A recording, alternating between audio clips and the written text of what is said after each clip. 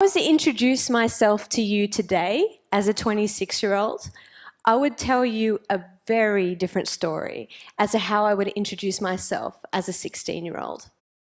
When I was 16, I dropped out of school. I remember thinking to myself that there really wasn't any point in finishing because I didn't have a future. I remember doctors saying to me, "Rachel, you're not really going to be able to work or study for the rest of your life because you're so mentally ill." I remember words like hopeless and lost cause and futureless being thrown around like they were just normal. And I believed them. And so at 16, if I was to introduce myself, I would wholeheartedly say that I felt like my story was over. A few years after that, I had my first suicide attempt. And that feeling of entrenched inadequacy, that feeling that my life was something that could be thrown away, it was so real that I had made that decision. But I woke up in the hospital the next morning and I realized I had my life back, that I had survived, and I had to make something of the life that I had been given.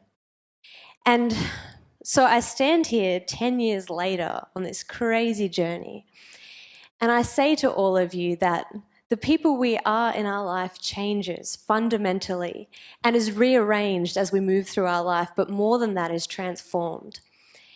And so this morning, I want to share a poem with you, and this poem is from my heart, and it's something I've written just for this conference. And this poem is a letter to my younger self, but it's also to all of you, to encourage you that it doesn't matter how your story starts. It doesn't matter how other people have defined you. Your story isn't over yet, and you have a choice in how it unfolds and how it is told. So, to start, the poem is called "Begin to See What I Would Tell the Younger Me." I know that you are scared, insecure, and unsure, that you have been ignored, rejected, and your whole life has been subjected to a scorecard. And you feel like you have failed every test, and you constantly stress that your best is never good enough. You compare and despair at how life can be so utterly unfair, desperately wanting to possess confidence, to progress. And so you become obsessed. You tell yourself you can't rest, you can't fail, and you put yourself through constant, endless tests. You perform and pretend for others as if on a stage, and you begin to live inside an internally constructed cage.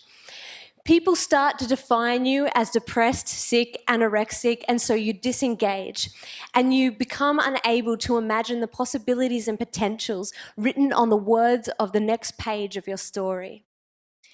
To my younger self, I know that you can't seem to locate the moment when you began to believe that you were so unworthy, so second-rate, and began to slump your shoulders, crushed and compressed by the internal weight of inadequacy.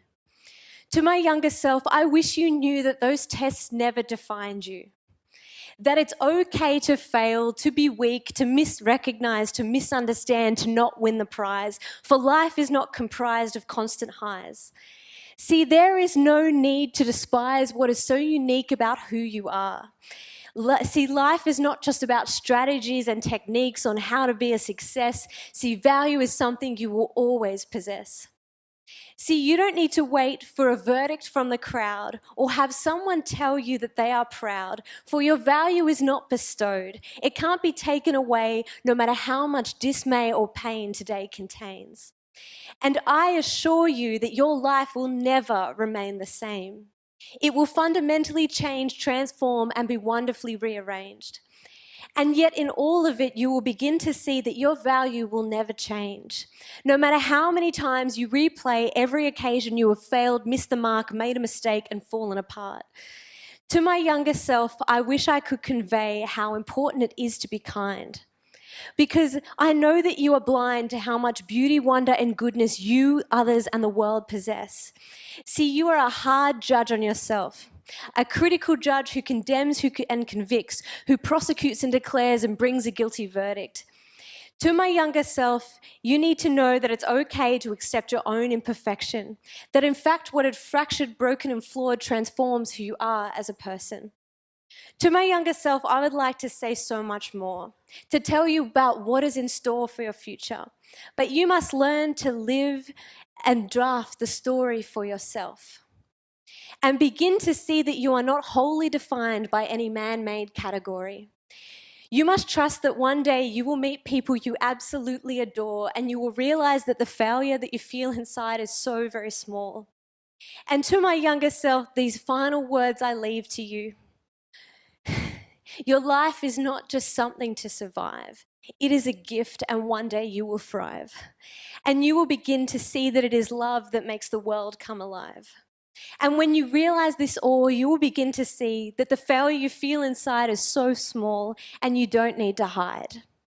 That you just need to open your eyes and begin to see. That is what I would tell the younger me. Thank you.